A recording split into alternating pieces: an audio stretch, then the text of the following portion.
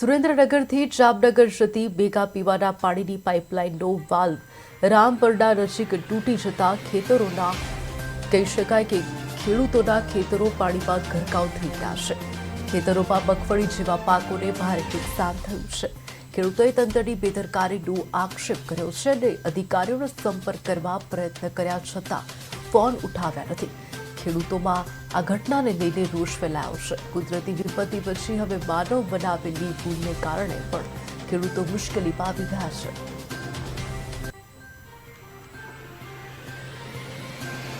આ પાંચમી વખત વાલ તૂટ્યો છે। એના જે સત્તાધીશો, જે તંત્ર છે, જે અધિકારીઓ છે નર્મદા વિભાગના, એ કોઈ પણ આ બાબતમાં ધ્યાન આપતા નથી। આની આ જે અત્યારે ખેડૂતોને એક તો વરસાદની ખોટ છે, એક તો મગફળીના ભાવ નથી, અને એની સામે આ અત્યારે જે લીધેલ ખેડૂતના મોઢે કોળિયો આવેલો એની ઉપર આ પાણી આજે ફરી વળ્યા છે।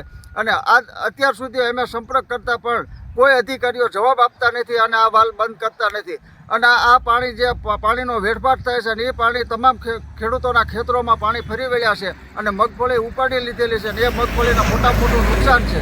ત્યારે અમારી માંગ છે કે આ ખેડૂતોનું તાત્કાલિક તમે સર્વે કરાવો અને ખેડૂતોને આ પાંચમી વખત વાલ તૂટ્યો છે, એક વખત નથી, આ પાંચમી વખત અત્યારે આ પાણી વેડફાઈ રહ્યું છે અને એની સામે આ ખેડૂતોને વળતર એક પણ પાય અત્યાર સુધીમાં